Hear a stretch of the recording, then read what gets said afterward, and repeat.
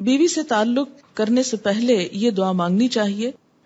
یعنی جسمانی تعلق مراد ہے۔ ان ابن عباس رضی اللہ عنہما قال قال رسول اللہ صلی اللہ علیہ وسلم لو ان احدکم اذا اراد ان یأتی اہلہ قال بسم اللہ اللہم جنبنا الشیطان وجنب الشیطان ما رزقتنا فإنه إن يقدر بينهما ولد في ذلك لم يضره شيطان ابدا، متفق علیہ۔ حضرت عبداللہ بن عباس رضی اللہ عنہما سے روایت ہے کہ رسول اللہ صلی اللہ علیہ وسلم نے فرمایا، جب کوئی آدمی اپنی بیوی سے جسمانی تعلق، فزیکل ریلیشن، سیکشل انٹرکورس کا ارادہ کرے تو اسے یہ دعا مانگنی چاہیے، ہم اللہ کے نام سے مدد چاہتے ہیں، یا اللہ ہمیں شیطان سے محفوظ رکھ،